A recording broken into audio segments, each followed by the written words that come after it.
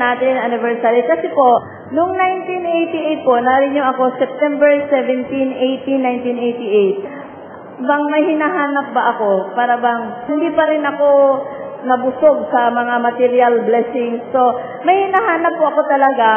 Kaya, pumasok po ako sa iba-ibang sekta hanggang sa nakatagpo ko nga si Lord sa Catholic. Doon sa aming parokya, sabi ko, sigurado na itong Katoliko dahil sa simbahan ginawa.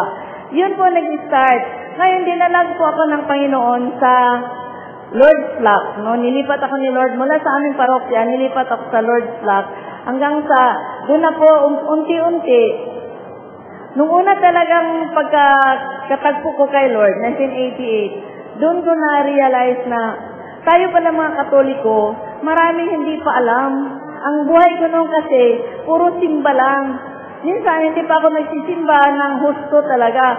Basta pagpasok ko po sa simbahan, sasawsaw lang ako dyan sa tubig, yung tubig sa pintuan, yun, pagkukuros kong ganyan, wala na, uuwi na ako, nagsimba na daw ako noon.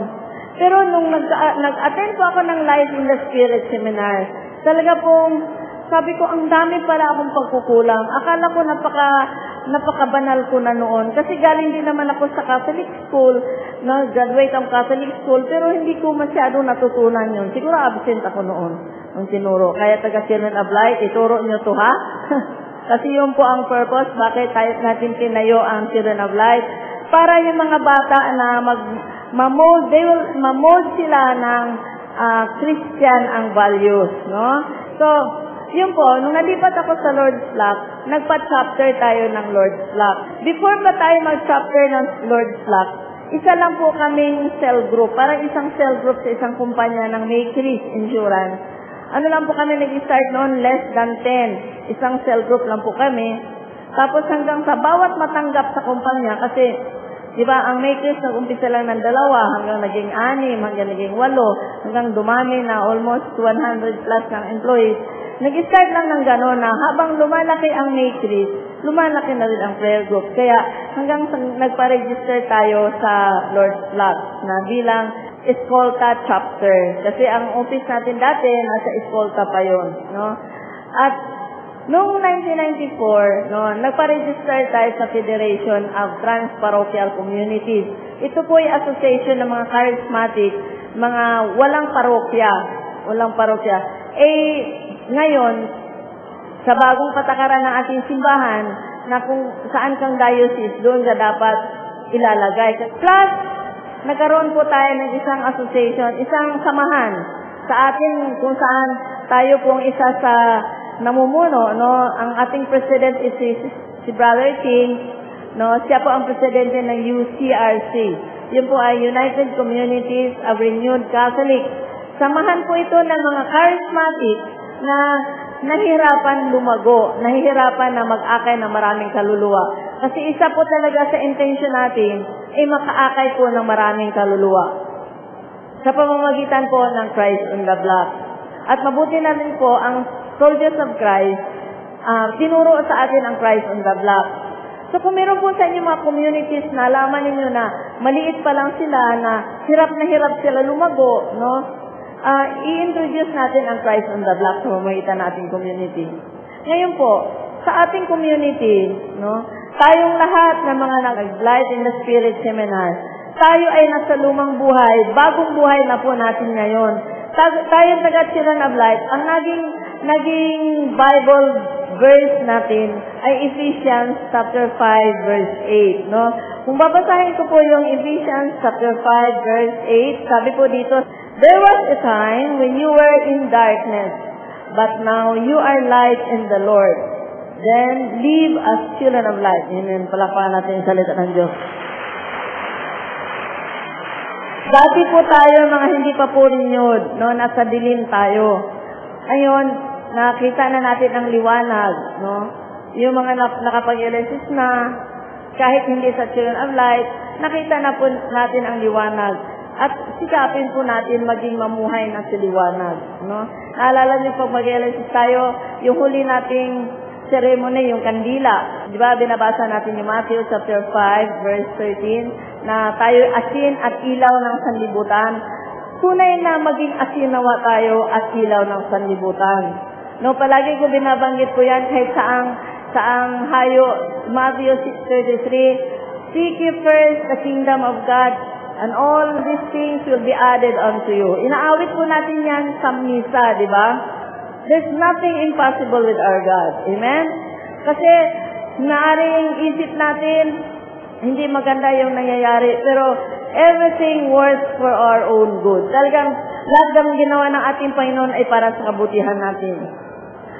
Alam niyo po, lalo po yung mga nagka-Christ on the block. Tayo pong naghahayo, tayo pong naglilingkod sa Panginoon. Tapat na lingkod talaga tayo. Sikapin po natin na tapat na lingkod. Bakit? No? Wala naman tayong ibang pupuntahan. Saan pa ba tayo pupunta kung hindi sa ating Panginoon? Ako po bilang nilagay ni Lord sa ating community, grabe na po ang mga nangyayari sa buhay ko talaga. Minsan, pero hindi po ako nagreklamo kay Lord. Kasi di ba alam naman ninyo na 94 na-declare ako mayroong cancer sa breast. At nagkipag-covenant ako kay Lord na, Lord, maglilingkod ako sa'yo, bigyan mo lang ako ng extension of life. Akala ko kasi nung nagkaroon ako, na-diagnose ako na may breast cancer, akala ko bata pa ako noon. Sabi ko, akala ko, pag edad mong 60, bata ka pa. Sabi ko, Lord, kahit umabot na lang ako na age 60, maglilingkod ako sa iyo, Panginoon, kahit anong mangyari. Alam nyo, sa katagalan, 59 na pala ako sa Martes. Kaya sabi ko, Lord, isang taon na lang. Kaya, alam nyo po yung ano na yon, no, si Lord lang naman nakakaalam kung kailan niya tayo kunin. Diba? Kung bibigyan pa niya tayo ng maraming pang taon, pero sa buhay ko po mga kapatid, habang ako po ay naglalakbay, since I was diagnosed with breast cancer, na dapat operahin po yung aking goiter, kasi sabi ng doktor, yung goiter ko magsasara na raw yung aking leeg. Tapos ang aking breast tatanggalin at ikikemo. Wala nung makipag-government ako kay Lord. No? Alam naman ninyo na hindi po ako na-opera, hindi po ako uminom ng gamot hanggang ngayon. Talagang nanalig lang ako sa ating Panginoon. Amen. Hallelujah. Thank you, Lord. Thank you, Jesus. Kaya, bilang ina ng community, sana yun ang ating pagmamanana. Talagang magtibay tayo. Ako din po kung minsan nanghihina, pero alam mo, through our divine shield, sa pamagitan ng ating divine shield, no? Ano ba yung divine shields natin? Fasting, once a week fasting, yung ating 3-day fasting, yung ating weekly overnight vigil, no? Meron pa tayong monthly confession, no? Alam nyo, maging tapat na sana tayo kahit walang magbantay sa atin. Kasi pagdating ng problema, wala po tayong pwedeng i-withdraw. No, yung ating ginagawa na hanggat maaari, we will go to Mass at least 3 times a week kung hindi natin magawang daily. Kasi po, nung ako dineclare ko sa doctor na may breast cancer, talaga nag-promise ako kay Lord, sisikapin ko magsimba ako araw-araw. Dahil sa katawan at dugo ng ating Panginoon, naniniwala ako na paggagalingin at kagalingan talaga ibigay sa iyo ng Diyos. Amen. Hallelujah. Thank you, Lord. Alam niyo po, pinupuri ko talaga ang ating Panginoon. Kasi nung isang linggo, na-admit din si Boy sa Cardinal Santos. Sinabihan na po kami ng doktor na gano'n na nga, no, he is on his dying stage. Pero pinupuri ko pa rin ang Panginoon. Dahil, pati ang mga anak ko, naging matibay sa nangyayaring sitwasyon sa amin. Oo, umiyak ako, pero hindi po ako nagreklamo kay Lord. Kung ito ang makapapunta kay buhay sa langit, kung ito ay magiging banal ang buhay namin, pamilya, pinupuri pa rin namin ang ating Diyos na buhay, na pinakamalakas na Diyos, wala na po ibang Diyos na makapangyarihan sa lahat. Amen. Hallelujah. Thank you, Lord. Saka, gusto ko sana magpuri din sa ating Panginoon ang ating mga anak. Alam niyo naman na yung lalakong anak, meron silang hindi mo matawag ng problema.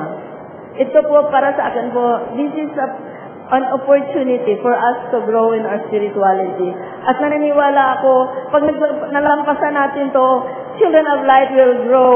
Talagang lalago ang Children of Light sa ating pananampalataya. Amen. Hallelujah.